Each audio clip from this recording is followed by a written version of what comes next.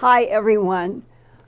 We are having one of those technical glitch beginnings that has delayed us, but I hope that you will find that the program tonight is worth it, even if we've had to go through these problems with the mic and start 2 or 3 times. I do have good news outside of holding dear Fluffy, who wanted to hang around tonight, and Chocolate is downstairs. And one of the good pieces of news to celebrate is that we have broken through 145,000 subscribers, and that was yesterday. And I just want to thank you all so much. Thanks from me and from Chocolate and Fluffy and Brad, Peggy, Ian, and Earthfiles support. Can you feel our digital hugs to you through our screens? And let's go for 150,000 subscribers in July. If so, we can raise our champagne glasses to each other and also cheer the brand new Mars Rover called Perseverance that is now scheduled to launch 4 weeks from now on July 20th, 2020 at 7:15 a.m. Mountain Time. And in all other time zones around the world, its mission to search for evidence of life, past and present. This is the first Mars Rover mission designed specifically to look for evidence of organic life from the past, and maybe even evidence of some kind of life forms on Mars now.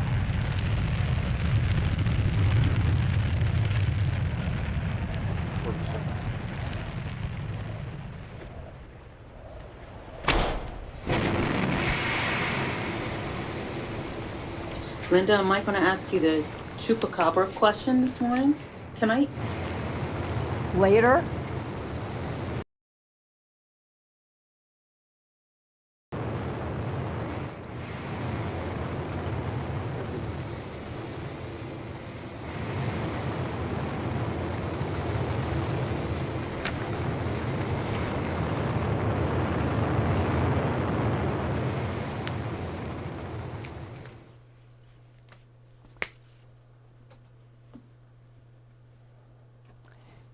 Yesterday, I watched the House Energy and Commerce Committee hearing with the heads of the CDC, the World Health Organization, and Dr. Anthony Fauci, MD, director of the National Institute of Allergy and Infectious Diseases. They spoke about the dangers now and coming in the fall when a second wave is expected to hit, when both influenza and COVID-19 will be circulating together. Currently, Texas, Arizona, and California are reporting record high increases in coronavirus cases. Yesterday, Texas reported a daily record of more than 5,000 new infections. Further, Dr. Fauci contradicted President Trump's Tulsa, Oklahoma rally cry to slow down testing to keep the COVID-19 case numbers lower. Dr. Fauci instead said that, quote, "In fact, we will be doing more testing in order to understand exactly what is going on in community spread," close quote.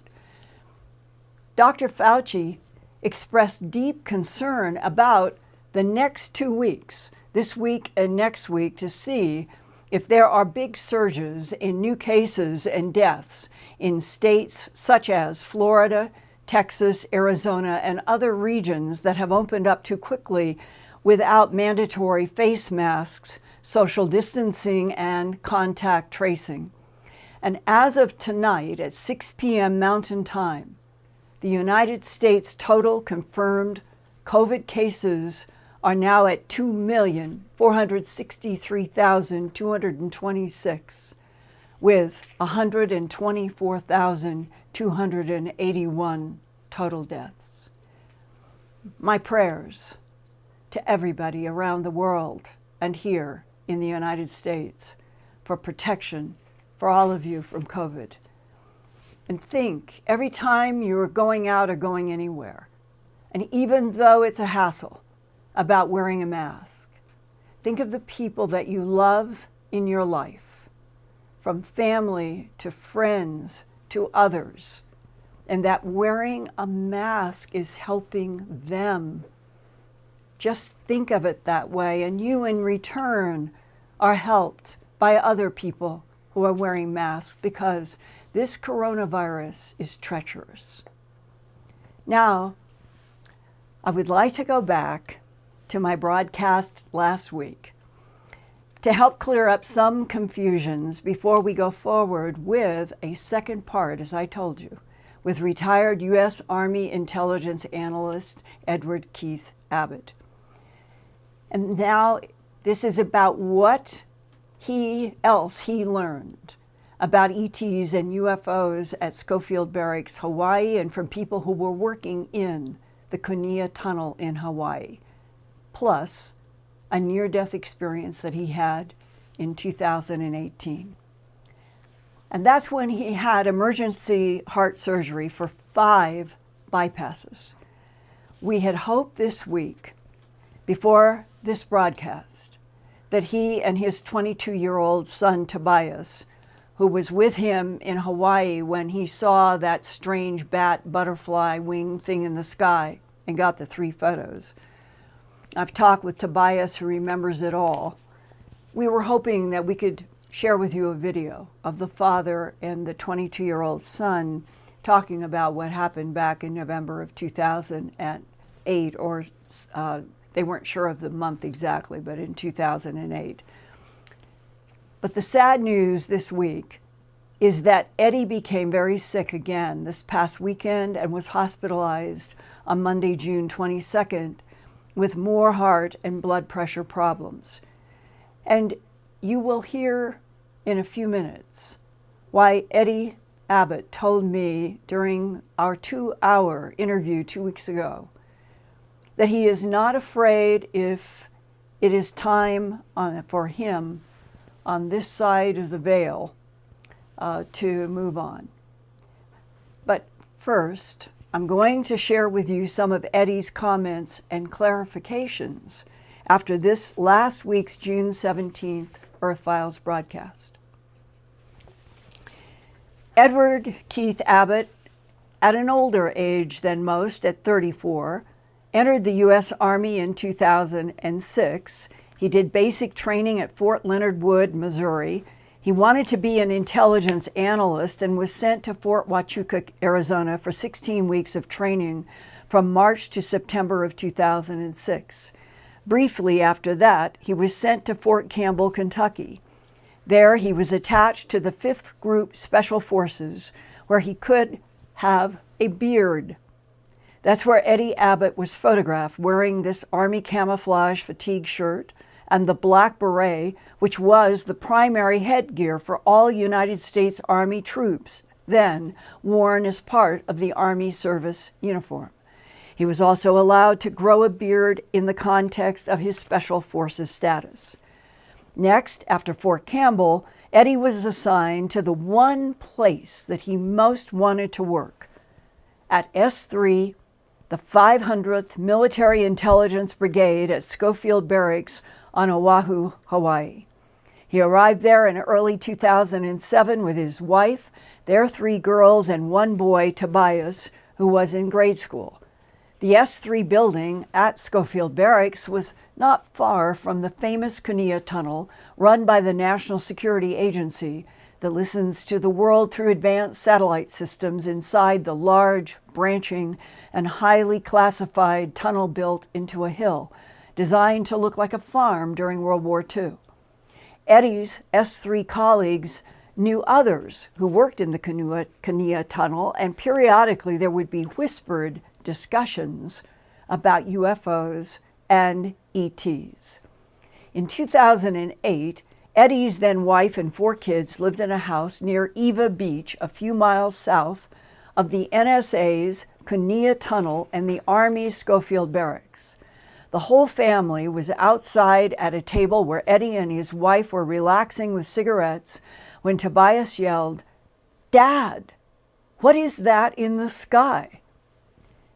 Eddie said he had never seen anything like the large bat butterfly winged aerial object that was moving very slowly in a large circular pattern above them. He ran for his video camera, but the battery was dead. So he got his Motorola Razr flip phone that he knew didn't take very good pictures, but was better than nothing. And he ran back outside and aimed at the large UFO. But he said the phone acted weird and all he could get were 3 images, this being one of his photos. Now here is a second image that Eddie got on his flip phone when the strange UFO was further away.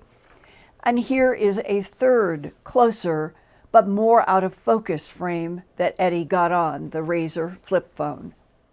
And then, when Eddie Abbott was back at the Schofield Barracks in his S3 unit, he showed one of his Army colleagues his flip phone images and asked, what was this object?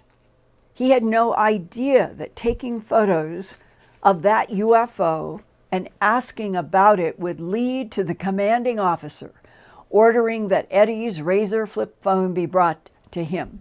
And then the CO, Colonel Grove, took out the memory card.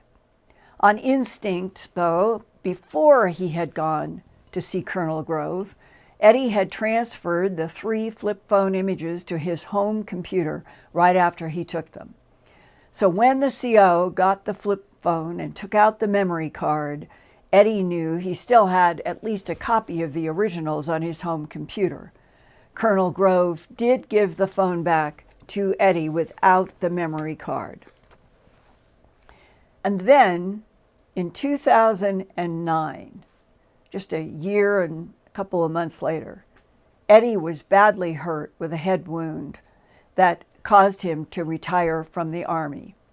His DD-214 states that he was honorably discharged in 2009 with a medical disability, having served since 2006. And keeping the timeline straight is important because 7 years later, on October 29th, 2015, here is a headline that day in the UK Express featuring yet another close-up frame and wide shot of what looks like the same strange craft that Eddie and his family all saw in 2008, a full 7 years before these photos headlined in the UK Express. The date that these photos were taken was October 24th, 2015 in the Midwestern United States. Eddie sent me the Express images to compare to the 3 that he had gotten in Hawaii in 2008, 7 years before. Now here is what the Express reported about these bat butterfly winged UFO images. Quote, "The odd-shaped black craft with several lights apparently on its underside is said to have been videotaped and photographed by a father and son who were just leaving a restaurant near the border of Ohio and Kentucky in the USA at around 7 p.m. local time on Saturday, October 24th, 2015. That's 5 days before the UK Express put some of their photos in the headline on the UK newspaper. But the date of the actual event is October 24th, 2015. The pair who took the photos and brief video allowed only their names, Tom and Christopher, father and son. And they said that 5 minutes after they saw these images, the craft, that 2, quote, military helicopters showed up following in the same direction that this aerial craft was moving, close quote. That's like what happened 7 years earlier in Hawaii. 2 Nighthawk helicopters followed by jets showed up where the bat-winged UFO was being watched by Eddie Abbott and his family, until the military helicopters showed up and the black-winged UFO took off toward Diamond Head and dove down into the ocean water. And then Eddie, his wife, and 4 kids watched a military operation of helicopters and jets circling over the ocean long into that night in 2008, apparently determined to find, catch, do something with that large bat butterfly winged UFO. And then, 7 years later, on the Kentucky-Ohio border, the UK Express reported, quote, "In the video taken by the dad, Tom, the UFO craft is seen to slowly glide past, but as it nears the horizon, two small flashes, spark, of light are seen away from it on either side of this object," close quote. And we are showing first normal speed and then slowing down by 50%. We don't know what these bright light sparks are. Now, what is this large black bat butterfly-winged aerial object that has been photographed over Eva Beach in Hawaii in 2008 by Eddie, then 7 years later on the Kentucky-Ohio border? And there have been a couple of other images that Eddie has seen and I have seen that sort of resemble these, but these are the two clearest. And why did Eddie's 3 flip phone photos so anger Colonel Grove, his commanding officer? Eddie felt punished for simply wanting to show his fellow Army friends what he and his family had seen. After all, he was an American intelligence unit analyst. He was based at Schofield Barracks. And further, Eddie was used to having a cigarette break or drinking a beer with a few of his S3 500th MI, which stands for Military Intelligence Brigade, and also guys from the 732nd Military Intelligence Battalion, when there were all kinds of strange talk about UFOs and ETs in those discussions of military colleagues when Eddie was there in Hawaii. That is how Eddie heard about what we listened to last week of current humanity being the 4th genetic experiment by advanced intelligences mixing and matching genes on Earth to create different species, including smarter, standing up primate humanoids. And if the 4th experiment is us, and it did not make, whatever the 4th experiment was, did not make humans evolve to be less violent, as Eddie pointed out was in the discussion, there could be a 5th experiment to replace the 4th. Maybe that's why the discussions are so classified. He knew the subject was sensitive, but clearly some of the Army guys did have this knowledge about ETs on Earth throughout the solar system that the American public has never been given officially. So why the huge disconnect between the reality of alien presences and their very advanced intelligences and technologies versus the political cover-up since World War II that has promoted humans as being a life form on this planet that is unique and alone in this universe, and that UFOs are just misidentifications of weather balloons, birds, Venus, and fireballs. I have been trying to penetrate the policies of lies and deceptions since my first investigations of bloodless, trackless mutilations that I began in the fall of 1979. And one of my breakthroughs came in the early 1990s when I received half a dozen letters and illustrations from people in the human abduction syndrome, which showed a cloning technology of large tubes in which different types of bodies, ranging from human to extraterrestrial, were sustained by light frequencies from the tops and the bottoms of the tubes. One abductee said to me, like resurrection tubes.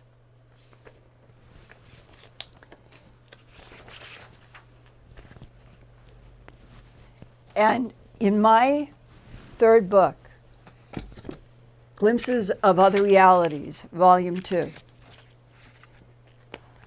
I have a 106-page chapter in this book, which has those images of the cloned bodies. And we had that down on the table, and this has been one of those nights. We're all human. In my book, Glimpses of Other Realities, and in this big 106-page chapter, I'm showing you that here it is.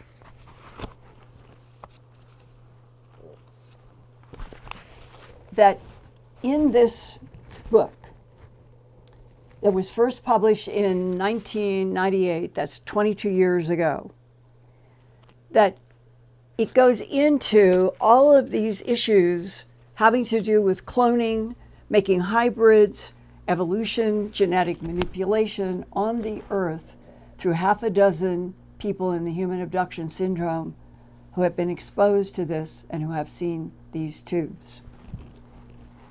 And 22 years ago, in the past 2 decades, I have met only one government person who knew firsthand anything about these extraterrestrial cloning human body tubes and the big box in which they seem to exist. And that is that the non-humans are interested in our bodies and cloning them in order to try to get access to our souls. Probably one of the most sensitive subjects. But now, the surprise is that upon being able to interview Eddie Abbott, that during my 2-hour interview with him 2 weekends ago, that I was asking him why there has been 70 years of denials about UFOs and ETs on Earth in the face of all of this material coming through humans and abductions. Why is there these policies of denial still on Earth when so many military and government people and abductees know the denial is a lie? Who do you think is keeping the big secret of the fact that we're on a planet with species that have been here for maybe 500 million years, and we, Homo sapiens sapien, cross-faded with Neanderthal only about 45,000 years ago? That's how young we are. And if Homo sapiens sapien is the fourth experiment, are the humanoids which are experimenting on Earth, are they, in the end, totally in charge of everything that happens in spite of human Homo sapiens sapien power brokers? I believe they are the ones in charge. That's why they mingle amongst us. And I believe they want us to reach a spiritual level somehow. There was a talk about souls. They were interested in our soul somehow. How do we have a soul? How does this container hold the soul? That was a strange conversation. I thought, man, that's just weird stuff people talk about on this base. Well, that is critical. This is the most critical of all the subjects that you have mentioned. Can you describe where you were and who you were talking with or listening to about the containers and the souls? I was sitting outside of my office, smoking a cigarette at the table with all the guys from the 732nd, the communication guys that listen to people talk. There was a couple of officers there. There was a first lieutenant and a second lieutenant, and then I believe there was a lieutenant colonel. They were talking about how these beings from another planet were interested in our soul. How did our soul get in our body, and how could they extract our soul? How did it fit? Could they move the soul to another vessel? Stuff like that. It was like, It was crazy, but I just listened, and it started to make some sense that these beings from another planet are interested in our soul. And how is it in the container?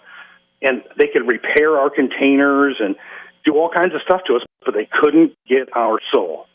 They wanted to know how to capture the soul. And the person telling this knew this information because why?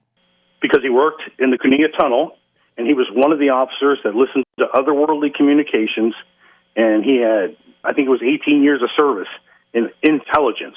So when you get to a certain level of intelligence, you've already been around the block and been a lot of places.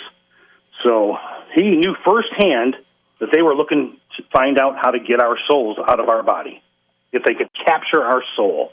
It was very interesting to them. And did this person who was talking, who was working in the Cunilla Tunnel, say that that implied that the humanoids in charge of the Greys and the ones that had made these 4 experiments of standing up primates, of which we Homo sapiens sapien are the 4th, that those humanoids do not have souls? Didn't say anything like that, but you know what? It made you wonder, how are they so interested in our soul? I don't know. He didn't say. He just said they were extremely interested in our souls, and that this was an Earth school. We were on an Earth school. Our souls were in school. Somehow this is where our souls came to learn. And they wanted to know how to get our souls, for the knowledge of the souls or something that we've learned in this lifetime, this incarnation. Supposedly we reincarnate. That's right. I guess we pick our own lives and we made to forget, and then we're born again. And then we die, and then we go back to the soul world, wherever the souls go, and we get to keep doing that till we learn and learn and learn. And they were talking about all this interesting stuff I found fascinating. The person talking to you worked in the Cunilla Tunnel. Yes, ma'am, he sure did. I had a feeling he was one of the officers that was in charge of the area. Are we collaborating with the humanoid non-humans in the Cunilla Tunnel? That I don't know if they're in that tunnel, because they never mentioned that. But if we're collaborating with them other places, why wouldn't we be in? Somebody's got to be translating this otherworldly communication, and I just can't get over the fact that we figured out a dialect. Where did you figure it out? Yeah. Somebody's got to interpret this for you. Yeah. It makes no sense. And how many other species are we not aware of, or they're aware of and I don't know about? And, you know, something's wrong. It's a whole world of deceit. We're going into Iraq to get artifacts, not to get anything but artifacts. That was the most important thing, they said. But which artifacts? I don't know. They just said artifacts. There were things in Iraq that were so old that we had to go get. And Bush wanted those artifacts. It was very important. Did we get them? And if so, where did they go? We got them. They said they got everything they needed from that country. Where is it? I don't know. We have it. Like you're looking for the Ark of the Covenant type stuff. You know, weapons like that. It's a weapon. Supposedly it has the power to kill, and you're not supposed to look upon it or anything. But the man who was talking about this never used any phrases like Ark of the Covenant. Never. He just said artifacts. Ancient artifacts that were so important, we had to get them, and we got them. There was more than one. Whatever they were looking for, they got it. Do you suppose that it was the humanoids themselves working through and with the United States that wanted that technology, and we got it for them? No, I think that we got it because of them. That's the way he made it sound like. We needed this for our own protection type thing. This is very important that we had this. Almost like a very big treasure, and if we have it, we're safe. They can't touch us type thing, and we've got it. And who would be the they? I don't know, the aliens, but he didn't say if it was the humanoid. He didn't say it was the Greys, but who knows what aliens he's talking about. They said that we had to get that, so they didn't get it. We got it. And if they are so advanced that they are making these 4 phases and we are the 4th, then wouldn't they be able to access and take any technology anywhere from this planet that they wanted any time that they wanted? Yeah, you would assume so, wouldn't you? Yeah.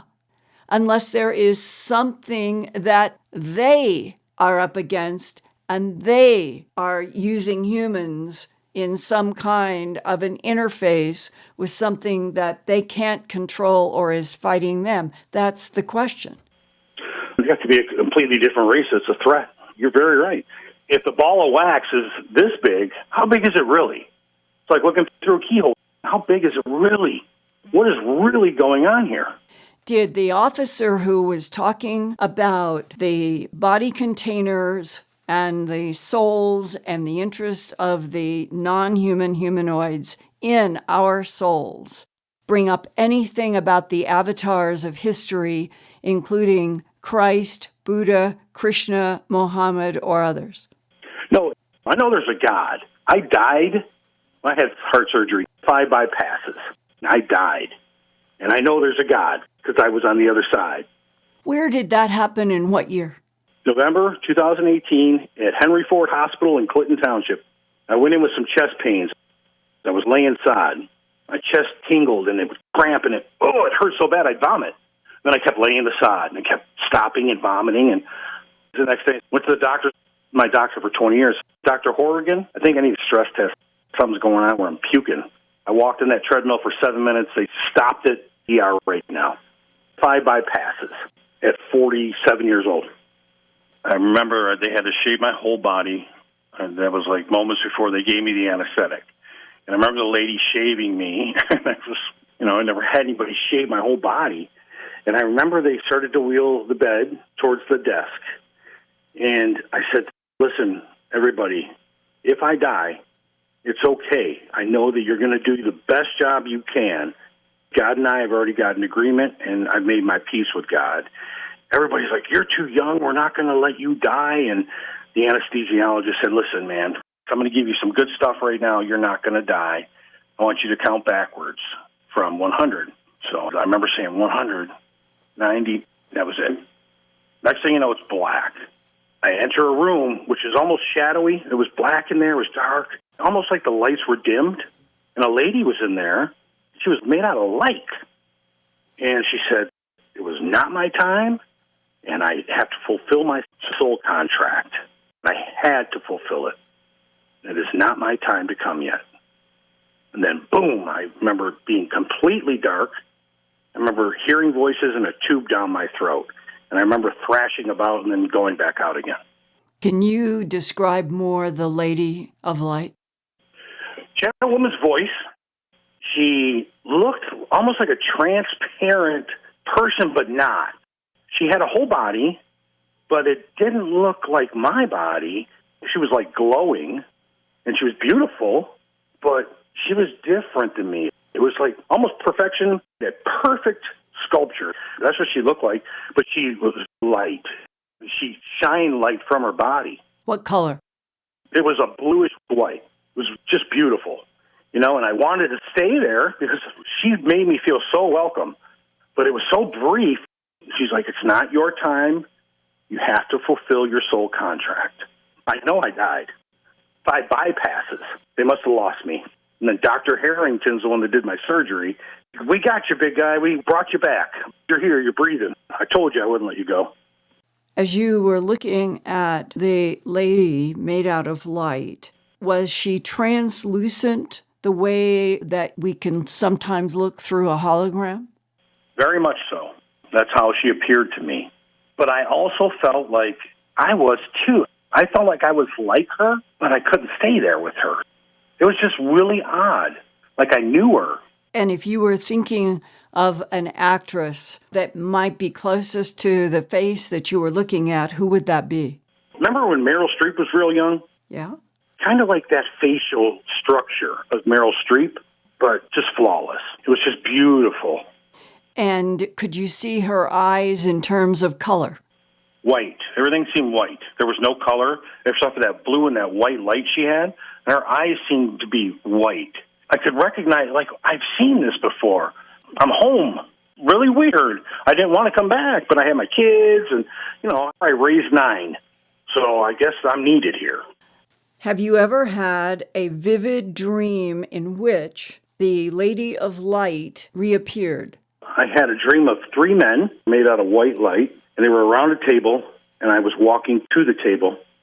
I wanted to get closer so I could hear what they were saying, And they turned to me all at once and said, "You do not belong here yet." And I woke up. They were light, like that lady was.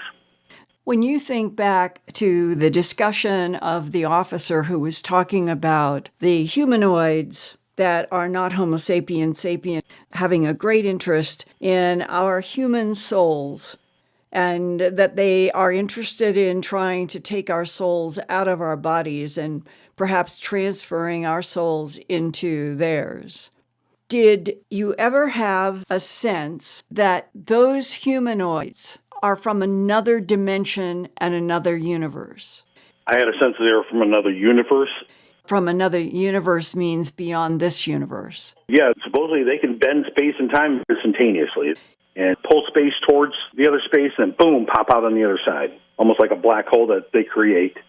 If they are so advanced, why is it necessary for them to manipulate genetic material in already evolving primates to create 4 phases of standing up primates, and we are the 4th Homo sapiens sapien, and that they haven't been able to control the violence factor in the 4 phases of the standing up humanoid primates? Something in the DNA that we have, we are violent species. And I think that they're trying to obtain a species that is more spiritual, more peaceful, and every time it turns out the same at the end. And we're trying to avoid being the same. If they are that advanced, and if they are interested in a spiritual evolution, and they admire or are interested in the souls that Homo sapiens sapien have, but they are in control of all of the experimentation, why would these humanoids not have the souls that they admire in Homo sapiens sapien? I don't know. I guess it goes back to God. And if you look at that, God's created everything. We must be the favor of God. There's something about us that God favors. We're different, and they really don't understand why we're so different inside. So may the divine field protect Eddie Abbott now and whatever is the next step for his soul, and that he get well, I hope soon, and I'll keep you posted.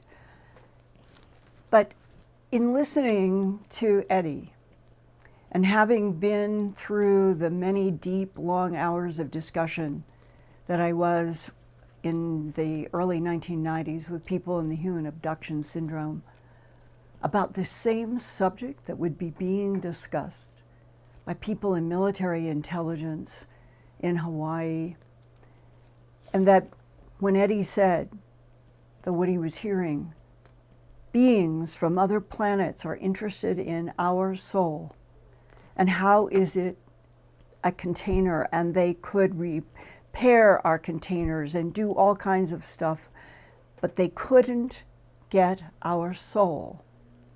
They were studying how to capture the soul. And for those of you who have been with me on these Wednesday nights for the last 2 or 3 years, you have heard me say so many times that I think that the strongest and most important part of Homo sapiens sapien is our soul, and that it isn't something that is mythological. And even if this is heavy-going material, and if it is at the top of the priority list for military and intel to not have anybody know anything about, it should be classified forever, which I think is the current thinking. I feel exactly the opposite. It is this kind of discussion, it is this kind of education about what is really going on behind the centuries and centuries and centuries of darkness versus light on this planet, that I think every single one of us should know every single thing that the people allegedly leading the planet as power brokers know and discuss and strategize about. And very honestly, I feel that I can give you a reminder of what I would consider to be like somebody gave me something very positive in the context of this whole issue of things in this universe who recognize these unique, strong, vibrant, incredible souls in the human experiment on Earth. And they want them, and they can't have them from the divine field. And the gift that was given to me, that was back in Massachusetts when I told you about having this huge dark thing come through the bedroom door. My husband was asleep, never woke up. But like so many cases, when you get into people who are experiencers, although this was, in my case, I don't place it. I'm not aware of anything that has been in the experiencer category. But this was the approach of that big black thing to the right of the bed, and my finding myself paralyzed and having the thought voice, which I think the thought voices are the communications from our souls. And that the communication was to concentrate on my little finger, and then I broke the paralysis, and when I turned back over on my back on the pillow, and that's when I could see this black Hulk and that huge white glowing cross popped into this, like it was about 14-foot old Victorian house size. It's huge in terms of the space up, and this big white blazing cross filled it. And the thought voice said, say the Lord's Prayer over and over, out loud. Frequencies matter. Say the Lord's Prayer out loud over and over. And I did. And then this black Hulk dissipated, and I fell back again on the pillow, and in came that voice. I can hear it right now, this inner voice. You will never have a fight for your soul again through infinity. I don't fully understand the implication of that. But what I'm trying to communicate tonight in the context of all of this content that Eddie got in a military context in Hawaii, where the Kania Tunnel is truly one of the most highly classified units that the United States has as a sophisticated listening place. And those people would have heard everything there is to hear.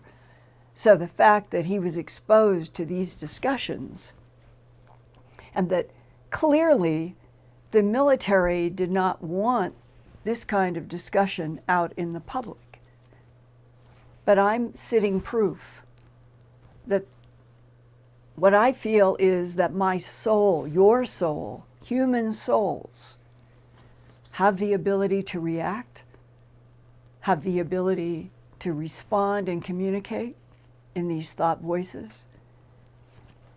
And that just knowing that I went through that, and that I can sit in front of you honestly and say, the white blazing cross was what overcame the situation. And that all of us have that ability. Our souls have that ability to reach out. And Eddie and I talked about his NDE that left him with, he has a calmness, a very strong calmness about, as he said, Linda, if this is my time to go, I'm fine. I know that there is a God, and I know that we go after this life. And I'm so sad that he's having a rough time again physically, but that I know inside of him there is a soul that knows, and inside of all of us. And the bigger question in all this is, if we could just move this planet forward to telling the whole truth and nothing but the truth about our origins, the presence of all kinds of alien intelligences here in this planet, throughout this solar system, throughout the Milky Way galaxy. It could change the entire tenor of a planet Earth where there has been too much violence. That's true. Too much war. And if that is any kind of a provocation for advanced beings with advanced technologies to look at us as an experiment that has failed because we're too violent, if we were educated about the true relationship of our soul to the divine field that is the source of everything, and other life in this universe, if we knew the truth, who is friendly, who is neutral, who is hostile, who wants this, who wants that, and that humans began to stand on a much more level ground, then there may not be any reason for advanced intelligences to look at Homo sapiens sapien and think they're too violent and that a fifth experiment must be put in place. And the bigger box, I had that discussion with Roger Penrose, is that all of it is recycling. We are living human lives, and they are short, like Drosophila flies. They average 72 or whatever it is now. It's just like that. And clearly there are other intelligences, as are described about the praying mantises, that one of the abductees who dealt with the tubes and the cloning and the transfer of life force, she said that the praying mantises seemed to be involved with this huge experiment of life and life forms, and that they seem to be ageless, the sense that maybe they never die. We don't understand that. Is it artificial intelligence? What is it? But that every abductee who has been in front of one of these praying mantis types that they sense as ancient always expresses love, a deep sense of love to the human standing in front of them. So we are seeing only through a tiny, tiny keyhole, as Eddie said. How big is the big picture? Why is reincarnation the machinery of this universe? The recycling of souls, as a Gray Eben told an Air Force captain back in the early 50s, according to both documents that I was able to read, and they wanted me to go and interview the captain, and he was sick. The recycling of souls in reincarnation is the machinery of this universe. And I hope as we go forward, there's thousands of other subjects we can get into. And tonight, this was maybe a lot brought into this one program, but I feel that what Eddie has been exposed to in a military intelligence context, even though his career was shortened because of the terrible head wound that he got in 2009 and had to have an honorable discharge for a medical reason, that what he was exposed to so provoked him that he reached out to me now when he said, I don't feel like I have much more time on this planet, and I wanted you to at least know what I heard. So I thank Edward Keith Abbott for sharing and for us being able to do this in 2 parts. And I started a little late because we had technical problems and we had a lot of things happen. And, you know, it's like we're all human and we are trying to do things perfectly, but that is always a big challenge. But I'd like to, Peggy, if we could, I'd like to go an extra 10 minutes to make up for starting late. And if there are one or two questions, I'd love to hear what people have on their mind. Hi, Linda. I'd just like to mention a couple of questions or comments that people had made in the chat that maybe we could follow up on another time. But someone had asked, when Eddie saw the UFO, did he hear anything like a jet propulsion sound? I asked him, completely silent. I asked his son, the 22-year-old Tobias. We were going to do the video together, and then Eddie was in the hospital. He said, no, it was completely silent. Oh, and here is something very important. Tobias, who was about a fourth grader then, he said that when it first came and they first saw it, it was doing a very slow, methodical circle that came closer to them, not over them, but closer to them, and did this very slow circle at that Eva Beach area for at least 40 minutes. Then it stopped. And Eddie had said that thing seemed to stop in the air for a good 40, 45 minutes. Just stopped. And then came the two Nighthawks, helicopters, and then came jets, and the thing took off, went down near Diamond Head into the ocean waters. And Tobias said that he remembered clearly in his childhood memory of all of them, all of the kids and Eddie and the mother staying out at that table into the night, and that they assumed it went on all night, that there was this concentrated military search mission or search activity where this big, huge, floppy winged, whatever you want to call it, butterfly wing looking, but it had the gestalt or the feeling of something that was metallic.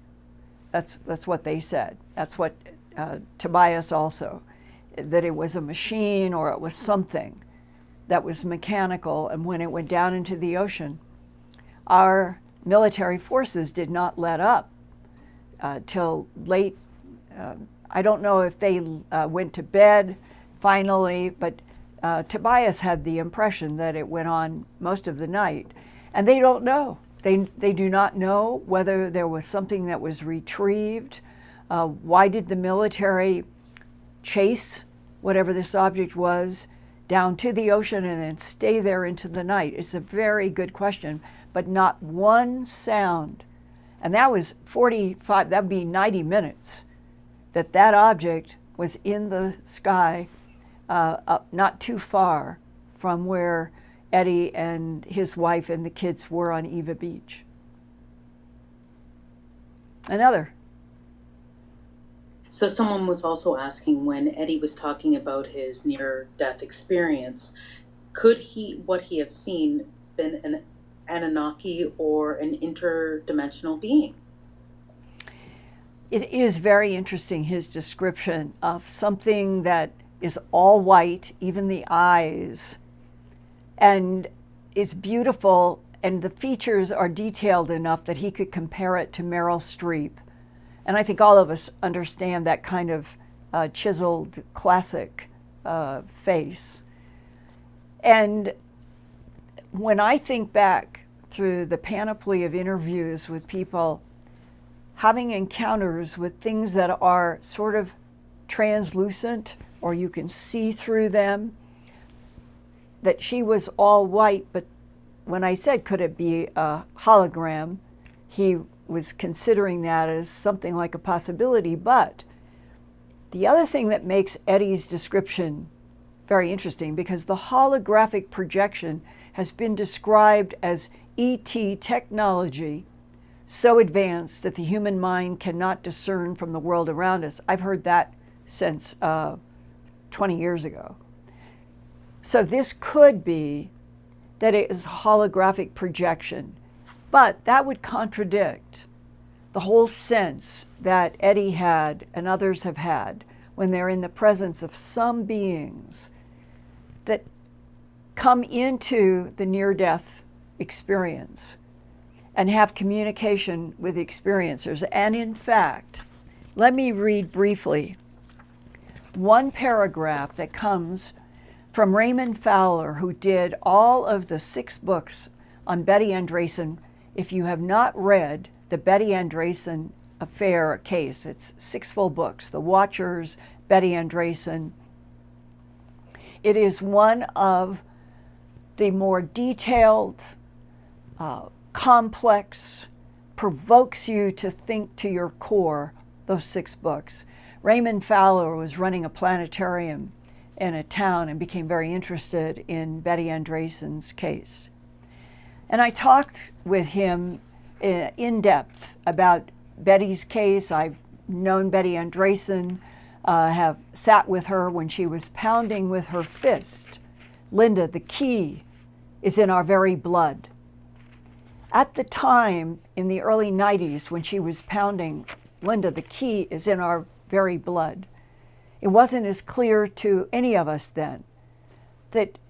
And she confessed, she knew that the key was in our blood, but she didn't fully understand. Today, it's what Eddie is saying about the cloning and the hybridization and the genetic manipulation and the trying to understand what this, if we're a 4th laboratory experiment, what does it add up to in terms of Homo sapiens sapien having this extraordinary soul. It's not metaphorical. It is real. And when he said that the discussions in Hawaii were, how does it fit into the body? Sort of, where is it? How do you get it in? Those are the practical human questions. I want you to hear this brief paragraph. It's in my book, Glimpses of Other Realities, Volume 2. This is when Ray and I had a very, very long, and I recorded, discussion about this whole issue of recycling of souls, the tubes, and all of that. And here is Ray Fowler, the author of the 6 books about Betty Andreasson and the incredible Andreasson affair. The UFO near-death experience connection seems to be telling us that whoever controls the UFO phenomena is intimately connected with the afterlife of human beings. This is a deeply profound revelation with ever-escalating implications for humankind. Whatever the reason, which may be beyond our comprehension, alien interaction seems to be part of a constant interplay between life here and life in the hereafter. For if we take and integrate the total characteristics of the UFO and the near-death experience phenomena at full face value, the bottom line implication is that death may be the ultimate UFO abduction experience, close quote. Now, some people have told me this topic is too threatening, it's too dangerous, you can't raise it in the public. But I did in this book that I published in 1998. And the only provocation that I can see has happened from my being honest and putting all of this material with illustrations in this book in 1998 is how many people in the military have come to me, how many people in the abduction syndrome have come to me to tell me their first-hand experiences. They're not afraid. There is something profound in what we are talking about tonight that is at the key, perhaps, of the entire mystery of this universe's existence. More and more headlines that are coming all the time about, is it a hologram? All of the mysteries about dark matter and dark energy. could this be? And I'm going to do a story next week for sure on the brand new paper that is talking about where we have seen the cone illustration of the universe from the singularity out and expanding. There's now a whole new mathematical construct that shows it coming to the point and then continuing like in another cone, like a cone of time and a cone of time. This universe, I don't think, is what we ever were taught, that it's just a singularity and a burst of energy and somehow all of this came about. If this whole universe is a university made to train souls, then everything that Eddie Abbott was exposed to in Hawaii, what Betty Andreessen talks about in 6 volumes through Ray Fowler, to all of the half dozen abductees in my book that have been exposed to the tubes, light somehow sustaining the clone bodies while they are studying how to get a soul like humans in and out of those bodies. Instead of fear, instead of closing it all down, instead of saying we can't talk about this, I think we must. We must talk. Because on the other side of the screen tonight, there may be a dozen of you out there who have had the experiences with the tubes that you can write me, that we will all learn together. There may be military people who have had discussions about that the government is afraid that if they open up the whole truth about UFOs and ETs, that it will threaten religions, because the devil versus angels and all of that are the metaphors for what is at stake in the profound core of what is happening. And my answer always is, and I feel this strongly,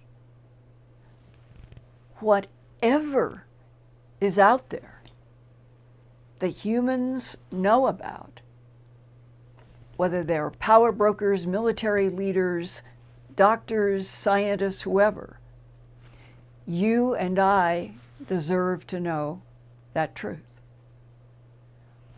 So I am open to anybody giving me feedback tonight saying you don't want this information opened up, or whatever your feedback is, I would love to know. And for those of you who think that this should be not only explored, but that I should do more periodic programs about it, opening up even more, let me know that as well. And Peggy, I've come to 15 minutes. I hope all of you will forgive all of those technical problems we had at the beginning with the mic. But as Brad said, when you watch Stephen Colbert or Kimmel or any of them trying to operate from their houses, they have the same kinds of problems. So hopefully in the age of COVID, with all of the stresses and unpredictability of it, that we will all start being more forgiving of each other all of the time, because we're all trying as best we can to do the best we can in an event, a phenomena, a layer of life that nobody has known for 100 years since the 1918 pandemic. And please don't let your guard down. I love you. I love all of you around the world. We can't let our guard down because this COVID-19 coronavirus is insidious. And wearing masks, think of the people you love. Wear your mask for them, and your gloves, and your hat, and put on sunglasses, because you've got to fend off the moisture particles that can hold the COVID. It's science. And I like science, even if we are delving into what may be one of the most impossible to understand mysteries of us and the universe we're in, where the recycling of souls is the machinery of the universe. See you next week.